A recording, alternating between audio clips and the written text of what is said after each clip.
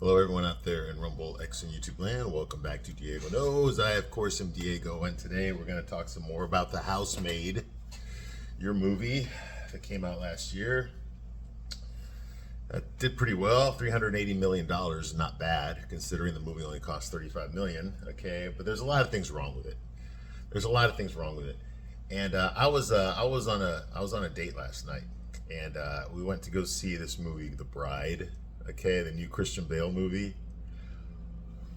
It actually wasn't that bad. It wasn't that bad, but we got to talking, and this is the same woman I went to go see The Housemaid with. All right, yeah, we like to go to see movies. All right, and we were talking about that, and she said, "You know what, Diego? Sometimes when you speak about movies, I think you might hate women." I was like, I don't hate women. Just, well, sometimes it sounds like you do. And I was like, no, I do not hate women. Okay? So I want to get this out of the way right now. No, I do not hate women. I love women. Okay? But you've got to remember, look at the movies that I'm reviewing. Okay? These are chick flicks.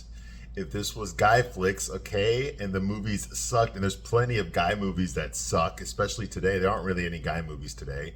Everything is made for women. Even the guy movies are made for women, okay? I would be ripping those apart too, okay? If I see a bad movie, I'm going to rip it apart, whether a woman made it or whether a man made it or whoever the star is. It doesn't matter. If it's good, it's good. If it's bad, it's bad, okay? In this series of movies I have reviewed, I have seen some really good chick flicks. I have. They're on this channel. Just watch my reviews. Okay? There are some good ones out there. Not every single chick flick I reviewed is just so terrible, horrible, misandrous piece of crap. No, that's not true at all. Okay? If the movie is good, it is good. Okay? The movie I saw last night, The Bride, it wasn't great, but it was okay. It was okay. All right, it was passable. It was entertaining. Okay, you kind of had to. It was an art film. Okay, it was an art film. All right, where if you have Tourette syndrome and schizophrenia, then the movie makes perfect sense.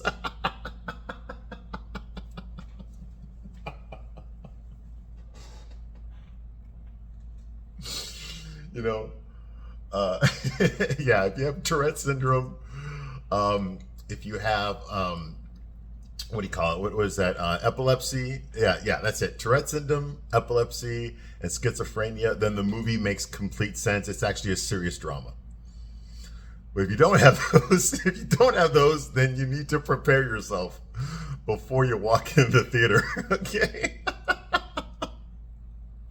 What you're about to see does not make sense logically, but it makes sense in the creator's vision.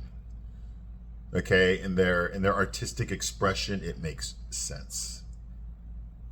But in reality, in logical thinking, it makes no sense. Okay, that's how you gotta look at it. Let's say those movies that you gotta be stoned. I remember when I was a kid, I saw the Doors movie. I think that came out in 1991 with Val Kilmer played Jim Morrison in that. It was an Oliver Stone movie. He was really big back then. Okay, he hated Vietnam, smoking pot, all that kind of stuff. And so he did the Doors movie. And I remember watching that. I was 17. I took a hit of acid while I was waiting in back then there was a line out the door to get into a movie theater. Okay, and this movie just came out, and I remember I took a hit of acid while we were waiting in line, and when the movie started, that stuff kicked in. And I remember I was just like, oh, the Indian. It makes sense now, the Indian. That kind of stuff, And then later on, I watched the movie sober, and it made no sense. I was like, what the hell is this? They must have been on drugs when they made this movie. It's not even linear. What's it? What is the LSD trip, and what's the reality? The movie doesn't tell you which one's which. You see? So the movie made no sense to me. But when I was on acid, it made perfect sense. Okay, and that's what The Bride was. It was like that. It made perfect sense. Now this movie, The Housemaid, you have to check your brain at the door.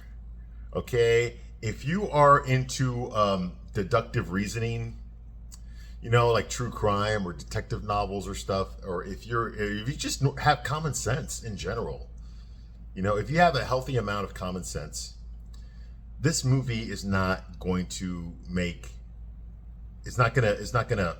make any sense at all.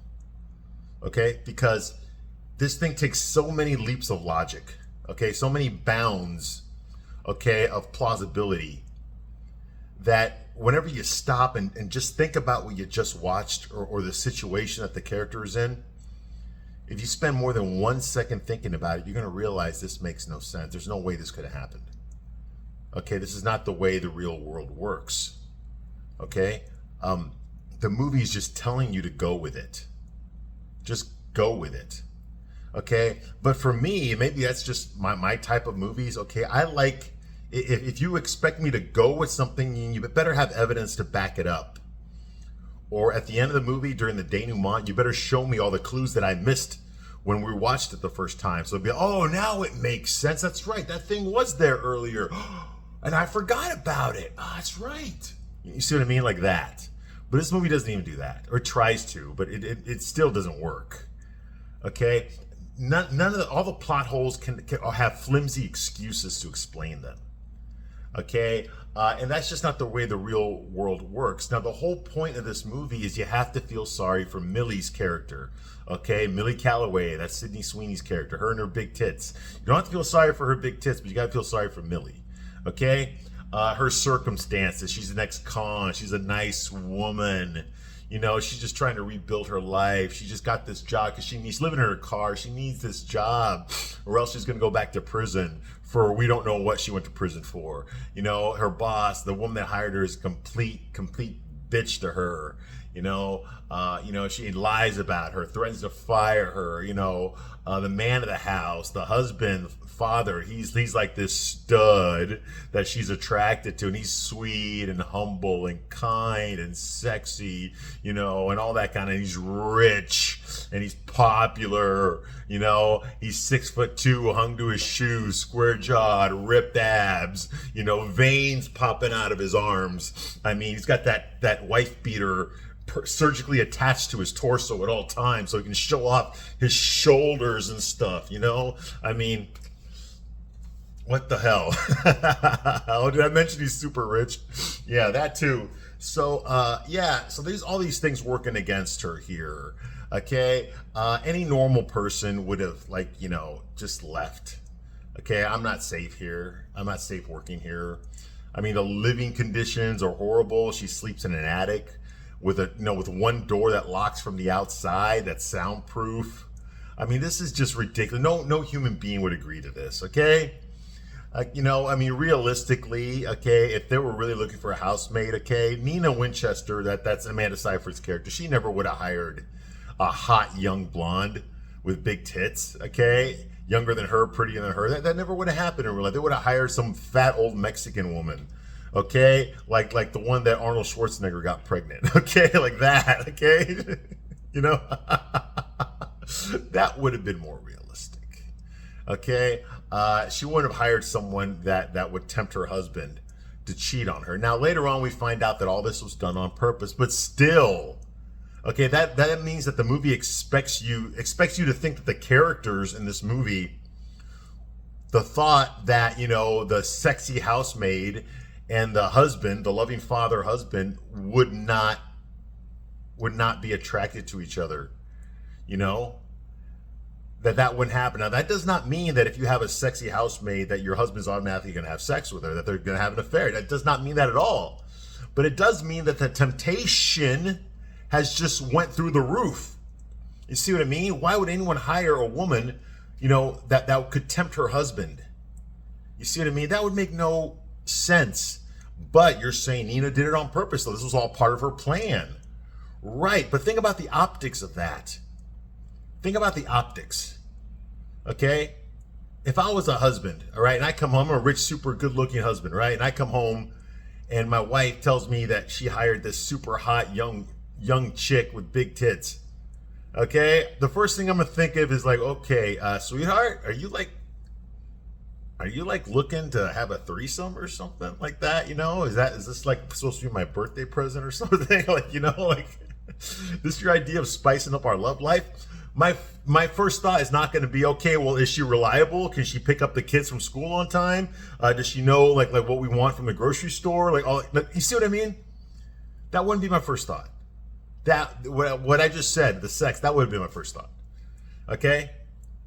And if you want to manipulate your husband, okay, then this isn't the way to do it. Okay? That would raise red flags. Why is my wife doing this now? What's she planning up her sleeve? You know, if I'm trying to control her and all of a sudden she does something completely unexpected and hires this hot girl, I will be like, well, what the hell? Okay, you know, I'm your husband. I'm the domineering, you know, patriarchy, okay? What the hell what makes you think that you can just hire some sexy woman without consulting me first? Or without asking my approval first? You know, you didn't even let me look at her first. You already hired her. You know, that kind of thing. You see what I mean? I'm the one that makes the decisions here, not you. You know, that kind of, if I was controlling, that's how I would have come at the situation. Okay, but of course he doesn't. He doesn't even question it. You know, okay. You know, hey, you want to have dinner with us? You know, this is ridiculous. This is a load of shit. Okay? And if Nina was so gung-ho on Millie and her husband hooking up, you know, that definitely was going to happen, okay, then why the hell would Andrew, her husband, why the hell would Andrew marry up a single mom? You see what I mean?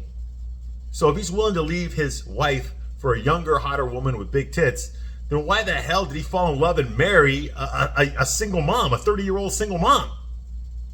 You see what I mean? This isn't consistent. There's no agreement here with the character. You see what I mean? If this character is going for one thing, then why the hell did he do something opposite? And the movie doesn't explain why he did it. And don't go in this, oh yeah, well she was a single mom, so it's easier for her to control. You know what's easier for him to control? Okay? A hot 18-year-old virgin who grew up in Jerkwater, Idaho, who has never been to Vegas or Paris or Italy or lived in a house with plumbing that works. You see what I mean? That would have been, oh, she is attached. He could have groomed her right away. You see, that would have been easier and she would have been loyal. And since Andrew's more experienced at sex than she is, he could teach her how to come. And she's going to get addicted to that. Every woman gets addicted to that. Once you get her off, boom, she's yours. And he could have done that with a younger, prettier girl instead of Nina. Not some fucking single mom working in a law firm with her lactating tits through her blouse. And it's ridiculous. This woman who went to law school fucked her professor and yet was too stupid to sue her professor for child support? Are you out of your freaking mind?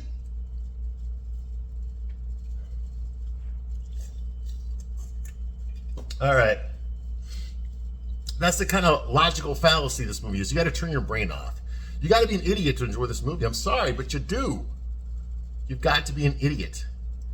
Because if you think rationally during this movie, you're going to see the puppet strings very easily without even looking hard. Okay? I've pointed out so many of them already, and I've got even more to point out. Okay? And this has nothing to do with misogyny. Okay? I'm not putting down this movie because it's for women. Okay, and it was written by one. I'm not putting it down for that at all. Like I said, I do not hate women. Okay, but the movie fucking sucks. It sucks. If the movie is stupid, it's stupid. And I don't give a damn who the hell wrote it or who the hell it was for. I know I'm not the target audience. Okay, that's why I'm giving you a different point of view. Okay, I'm not emotionally attached to these characters. Okay, and the manipulative tricks that the filmmakers use to get you emotionally attached, to get you emotionally invested, do not work on me. Okay? Because if they were good filmmakers, it would have worked on me. Okay? There's plenty of movies I've seen where I was like, oh my God, you know, where I cared about the characters. You know, I cared about what was going on. I was in. Okay? This is not one of those movies. I sat in the theater watching this going like, wait a minute, wait, how could that happen? No, wait a minute, come on. That's not real. No, nobody would ever do that. But like the whole movie, I was that way. Okay, and you don't have to think hard. You don't have to be a freaking detective to figure out all the fallacies in this movie. Okay. Anyway, so let's move on here now. Where we left off last time, Nina Winchester, okay, the evil bitch, mom, wife, whatever, that hired Millie to be the housemaid. Okay, the psycho slut, the psycho cunt, okay, that she is. The terrible mom, all that kind of stuff, It turns out that she actually wanted her husband to leave her for Millie. That was her plan all along. That's why she hired the sexy housemaid. Okay? She did a background check on her. She found out that Millie was in prison, was sentenced to 15 years. We don't know what for yet, but whatever it was, Nina had no problem with hiring her to take care of their possessions, their home, and their daughter. When the grown-ups were gone. You see what I mean? You see what I mean? If you wanted to hire a woman to seduce your husband so that he'll leave you for her, okay, why would you hire a woman that murdered somebody, Especially when you have a little girl in the house. You see what I mean? And here's another thing that the movie never takes into account. What if Millie is correct? Yes, this woman hates men that abuse women, and she has no problem killing a man that abuses a woman. Okay, well, what if this movie was just a little bit realistic and she did try to kill Andrew and instead Andrew killed her?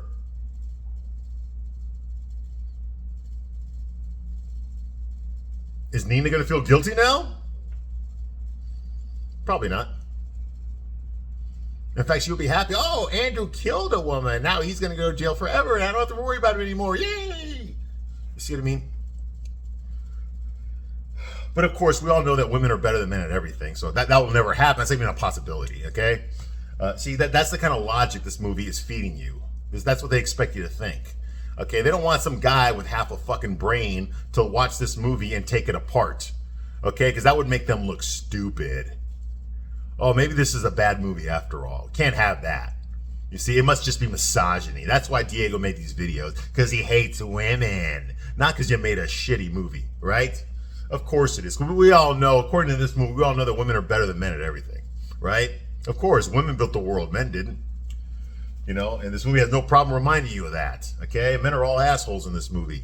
They're all weak, they're all cowards, or they're all evil, or a combination of the three, okay? And that's every movie, not just this one. All right, and that includes The Bride, the movie I saw last night. Okay, there were no good people in that movie. All right, moving right along. Okay, so yes, we find out that Nina's happy about it. She was in an abusive relationship with Andrew. He locked her up, for minor infractions. He locked her up in that attic room, that dungeon room. Okay, he lied to his neighbors and to the community. They all think that he's this like wonderful saint of a husband, and his wife is just this psycho bitch who probably killed her parents in a fire, like when she was a little girl, all that kind of stuff, that she tried to kill her daughter and that Andrew stopped her, so he's been elevated as the hero and she's been demonized and vilified, okay, as the psycho bitch wife, okay, amongst the rich, white neighbors that she lives in and the rich community that they live in, all right? So it turns out that Nina hires Millie, okay, as her housemaid because she is Andrew's type. Blonde with big tits. Well, Amanda Seyfried, that would mean that you are not Andrew's type. So why the hell did he marry you? You see what I mean? Okay.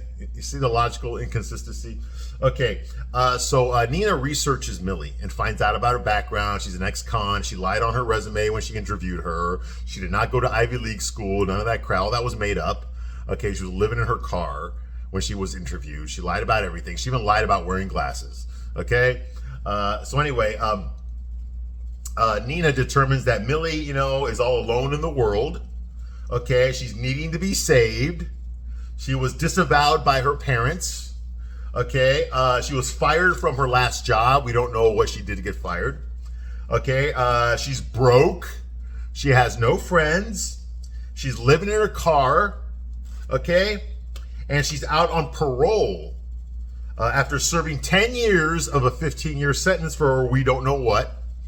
Okay, but we find out later on it's for murder. And she still hired this woman to be around her daughter. Okay? The thought that, Nina acted like this despicable cunt the entire time that Millie was working for her. Okay? She was, her mood swings were crazy. She was abusive, physically, emotionally, every single way. She kept threatening Millie all the time. She kept swearing at Millie. She kept insulting Millie. She kept lying about Millie the entire time that Millie was working for her. And yet at no time did Nina ever once think that Millie might just get pissed off at Nina and kill her instead. That thought never occurred to Nina or the people that made this movie or the stupid bitch that wrote this book. That if Millie has such courage of convictions that she would have no problem murdering an asshole. And if Nina wants to be the asshole, the thought that Millie might murder her never occurred to her or anyone else in this movie. Okay, so Enzo asked her to leave Millie alone. That Enzo is the ice baby, okay, gardener, groundsman, whatever the hell he is. He's just out there working in the yard, just like his whole acting is done with his eyebrows.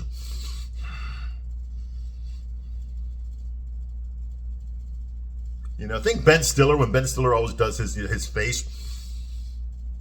Like they could have gotten Ben Stiller to play this. All right. So that's Enzo. He tells Nina that he wants to stay. That even though Nina's going to try to escape, that he wants to stay to look after Millie. Okay. Apparently he has a huge problem with Nina being abused and tortured by her husband, but he has no problem with Andrew doing it to the new girl. With letting Nina do this to the new girl.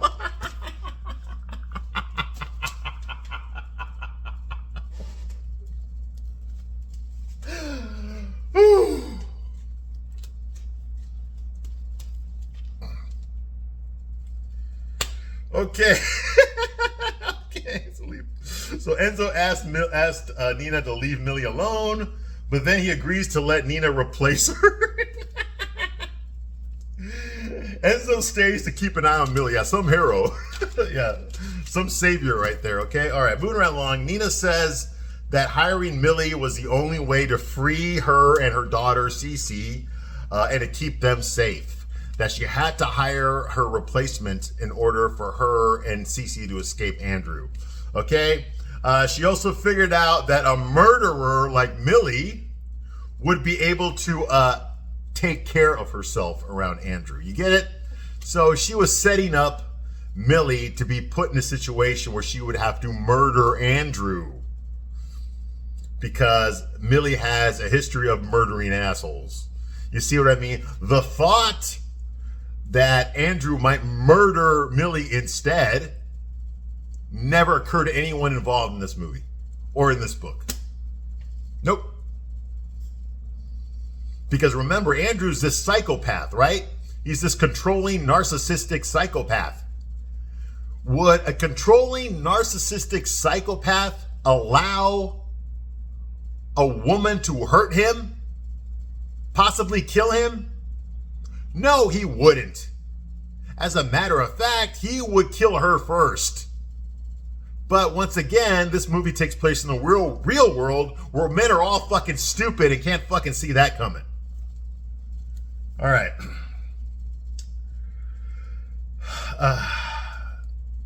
And here's another piece of bullshit right there.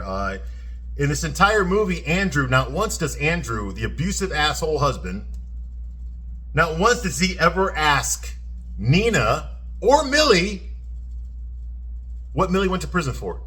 Not only does he not ask Nina or Millie that question ever in this movie, not even when he's coming across as a nice guy, but he doesn't even research it himself.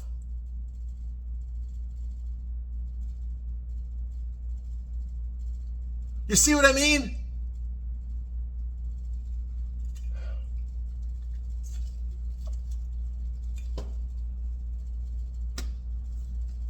He's like, hey, I don't care about your past. It doesn't matter. I think murdering a guy matters. Especially if this is a woman you want to cheat on your wife with.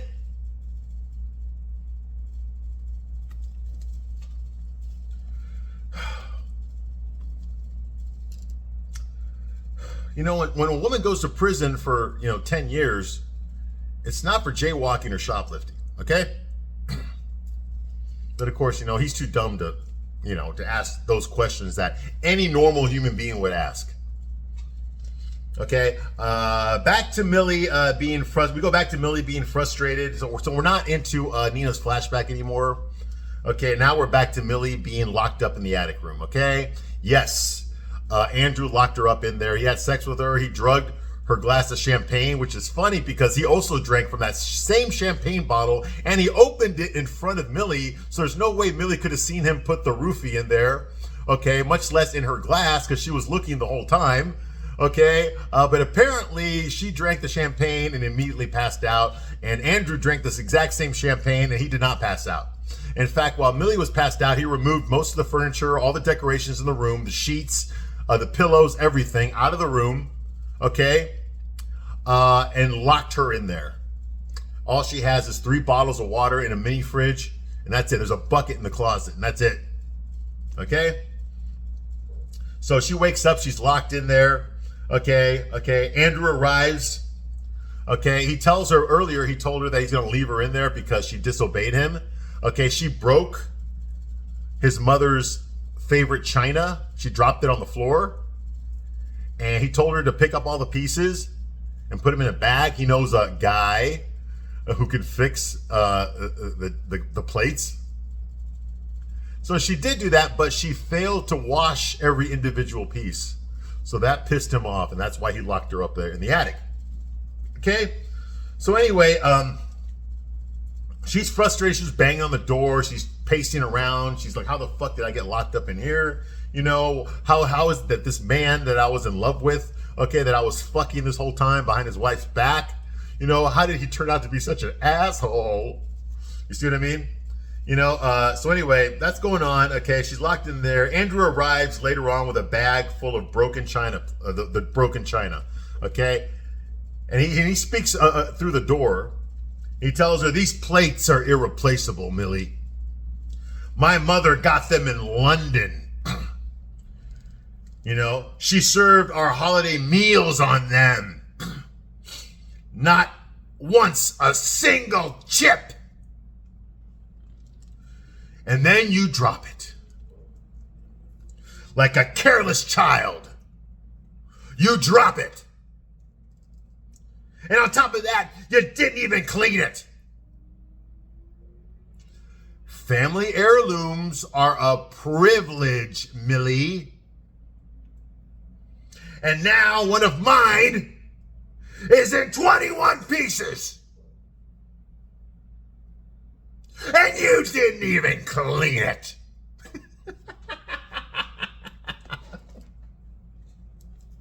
Millie's like, let me out, you fucking psychopath. Oh, I will let you out, Millie. But not yet. First, you are going to atone for what you did. You are going to take this broken piece of china that I have in my hand, and you are going to carve 21 lines into your flesh, into your stomach. One for every piece you fucking broke.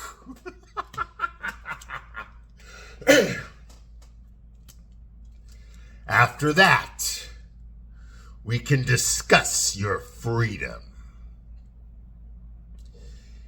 And Millie, if you don't do it properly, you will just have to do it again. I need the cuts to be long and deep Like my dick. Slide the piece under the door when you're done. And I'll be watching. All right. Okay, so Millie, of course, screams and stuff. She tries to break the door down, but she can't. Okay, when she first took the job and she looked, she saw the claw marks on the door. When Nina showed her this room, this attic room, and told her this is where she'll be living, okay, she noticed that the window is too small for her to crawl out of, that the window does not open. There's no bathroom in there. The room is soundproof. The door locks from the outside. It's a heavy oak door. She cannot break it down. And now she's like perplexed that she's locked in there.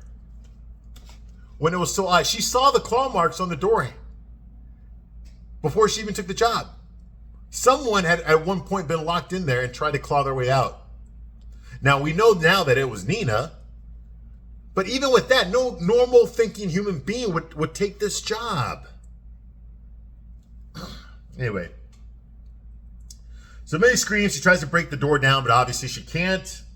Later on at night, we get her internal monologue. Okay, so we get what she's thinking. Okay, we get her monologue. Okay, this movie loves doing that. We had Nina's monologue, and now we've got Millie's monologue. All right.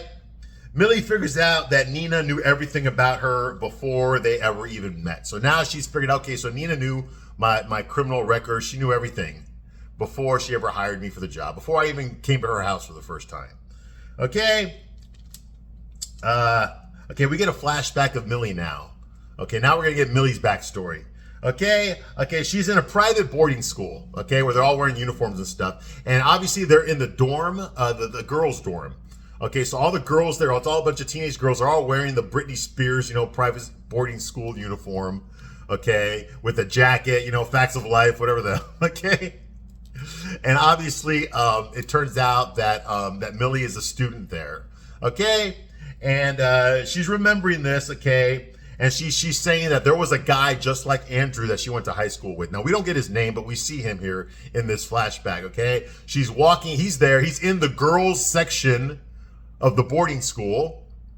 Okay, a man is in there, a young man, and he's walking in there with a girl. Now we find out that this girl's name is Kelsey because it's written on the door, and she is Millie's roommate. So they share a room together in this boarding school.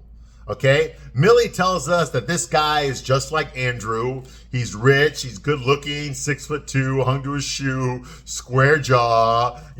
All the girls want to fuck him. He's a saint. He's adored by everybody. To me, he doesn't look like much. He just looks like some fucking little punk. Okay, I don't see what girls see in him. But, the movie just wants you to go with it. Anyway, so Millie's roommate, Kelsey, brings him into the dorm and brings him into her room. The same room that she shares with Millie.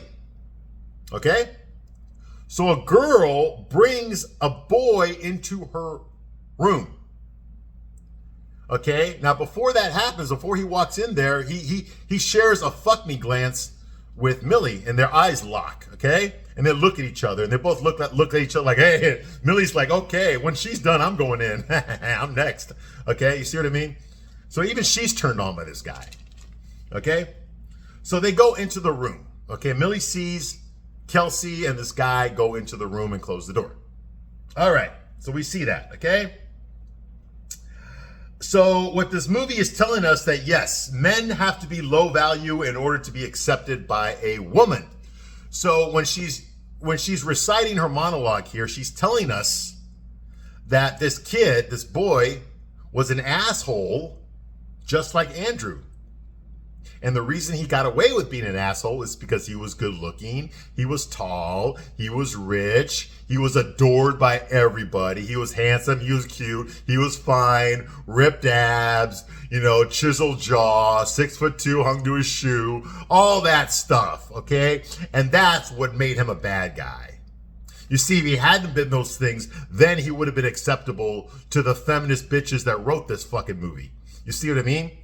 So in order In order for this man to be accepted by women, okay, he must be less than women so that women can be more. Okay, so this movie is basically telling you that if you are tall, handsome, good looking, rich, good in bed, attractive, charming, popular, if you are all these things, then you are the enemy, because you are going to be able to get away with all this terrible shit. Okay, and that makes you dangerous. That makes you the bad guy. So in order for a woman to like you, in order for a woman to really respect you, you must be less than that. Okay? Thereby, that makes her more than you. You see what I mean? She did not be less than. You, the man, has to be less than, so that she can be above you. That is acceptable. Okay? Because if you are all these wonderful things, okay, then she is, the movie ain't gonna tell you this, but she's intimidated by you. If you're too good looking, too rich, too tall, too handsome, too charming, too popular, too everything, she will feel less than you. She will be intimidated by you.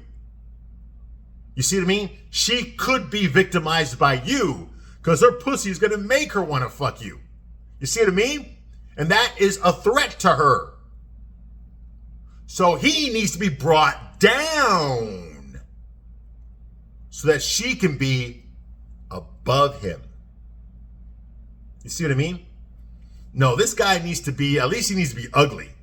He can be everything else, but he needs to be ugly. Okay, see, now I'm not threatened by him. Now you're okay. Because that means now I can step all over you and there's no shit you can do about it because you're ugly. Or it could be something like, okay, well, he's good looking, but he's broke. Okay, phew, now I feel better. Okay? Because, no matter how good looking he is, he's fucking broke as shit, man. So fuck you. I'm better than him. That's acceptable to me. You see what I mean? That's what this movie's trying to tell you. Just like Andrew. Andrew's the bad guy because he's all those things. You see what I mean? It's fucking ridiculous. So men have to be less so that the women can be more. All right. Now, Millie's roommate, her name is Kelsey. Okay. She takes this stud. We don't know his name. She takes this stud into their room. Okay. But like I said, Millie and the stud give each other fuck me eyes first. And then he goes in there. So obviously he's going in there to fuck her. Okay. That's why she brought him into her room. Okay. Sure as fuck wasn't to study or to look at her fucking, posters of fucking Justin Bieber or nothing. All right. So anyway, so Millie walks in because whenever you're a guy and you want to rape a girl, you've got to leave the door unlocked, especially when you're in the female wing of a boarding school.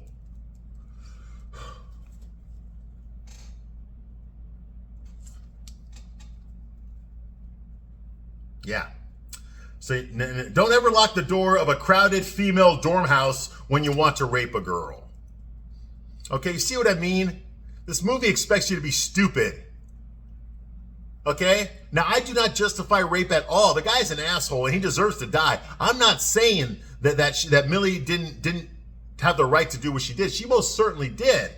What I'm telling you is that if a guy really is this, if he really is this rapist, okay, like they show this movie, he's done it before. Which means, and the last thing he wants is to get caught.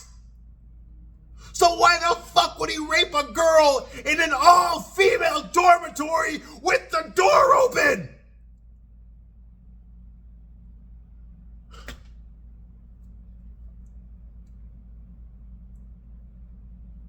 A crowded all-female dormitory with the door open. Not only that, his back is to the door. Does this sound like something that a guy who's a serial rapist would do? No!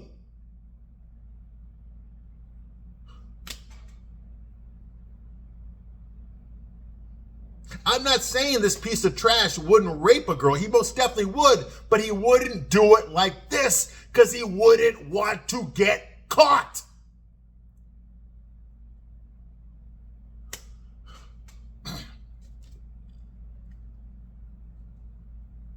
if this guy wanted to rape her, his best chance of doing that would to be like at a party or something, inside of a room where the door actually locks.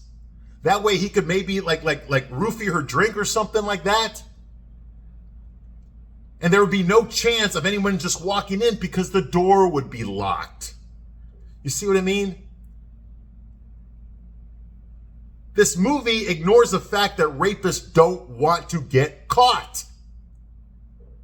They don't want to get caught. Because then they can't rape anymore.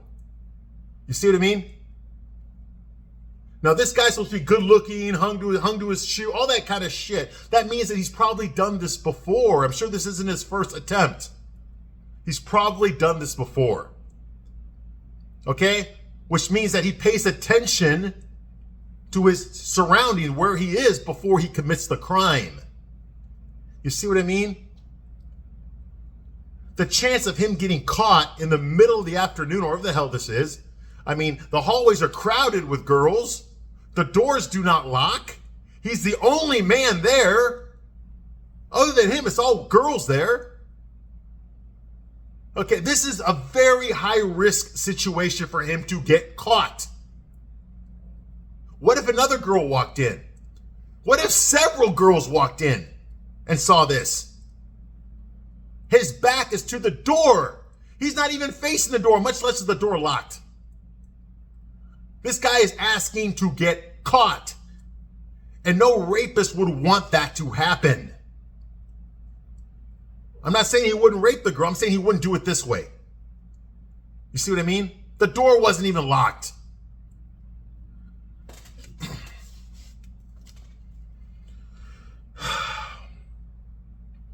Okay, so Millie grabs a crystal ball. She walks in on the rape. He's got his hand over her mouth. His pants are down to his ankles. He's raping her and stuff, you know. So Millie walks in there. She sees this and she immediately grabs this crystal ball, like one of those snow globe things, you know.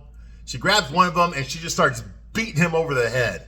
And how did she get away with this? Because the rapist, his back was to the door. Which means that if someone were to walk in, her walking in did not even get him to turn around and look. Okay, you see what I mean? If I was raping a girl, I would not want to get caught. And all of a sudden the door opened behind me. The first thing I would do is stop and look to see who it is. But this guy doesn't even slow down. He doesn't even turn around. Giving Millie enough time to grab a snow globe and just start beating him over the head because his back was to the door. Why would any rapist rape a girl with his back to an unlocked door? That makes no sense. Remember, he doesn't want to get caught.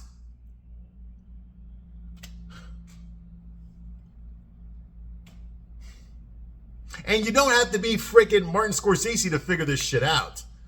Okay, this isn't fucking Sherlock Holmes stuff. This is just bad fucking storytelling here.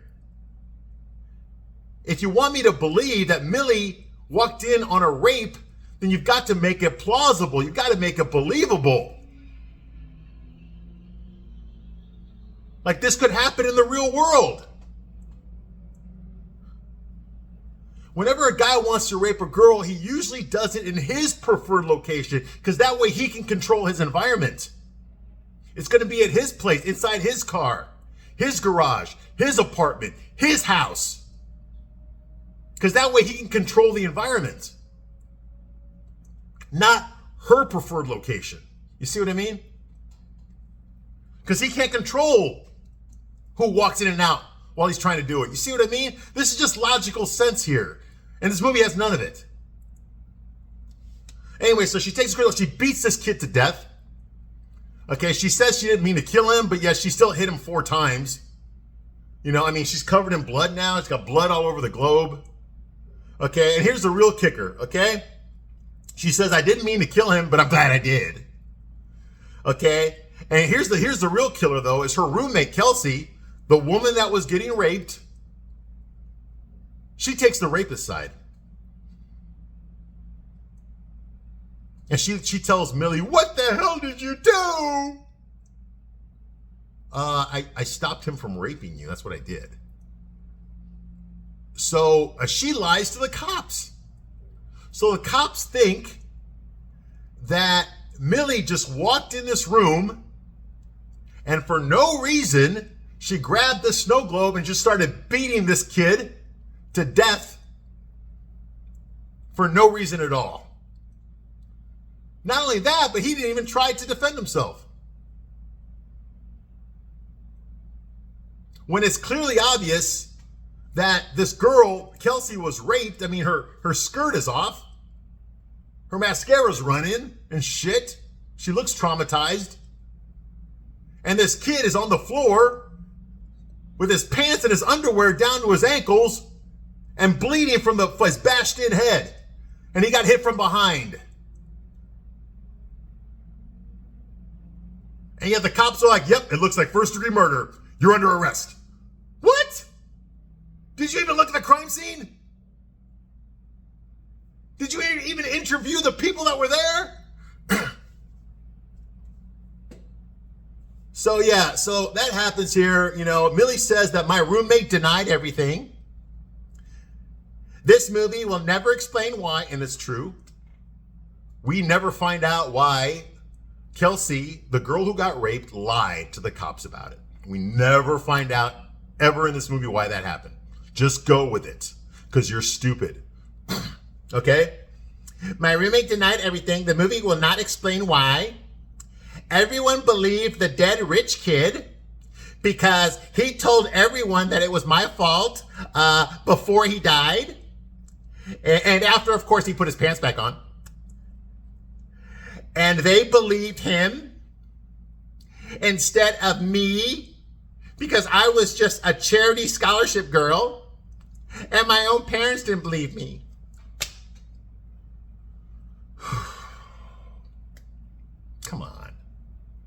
Come on, use your brain here. Just imagine the cops going into this crime scene and they see this girl, a scared girl, makeup running down her face. Okay, her pants, her underwear off. Her skirt is off. She's traumatized. Okay, and here you got this kid with his pants down to his ankles. Okay, who got bashed in the back of his head, which means he did not see it coming. Okay, and it's pretty obvious. And then Millie, the girl that did it, tells them what happened. Yeah, she got raped and I came in there and I beat this guy to death. And the cops are like, no, it doesn't look believable. It looks to me like you just walked in here and they were just studying and you just beat him to death for no reason at all. You're under arrest. You see what I mean? This makes no sense. Now, assuming the crime scene wasn't altered, it's pretty obvious what happened, okay? All right, I'm losing my shit, so I'm going to stop right here. This video went on pretty long, but I'll be back to continue my review of The Housemaid. I thank you very much for watching this long, and I will see you soon on the next one. Bye.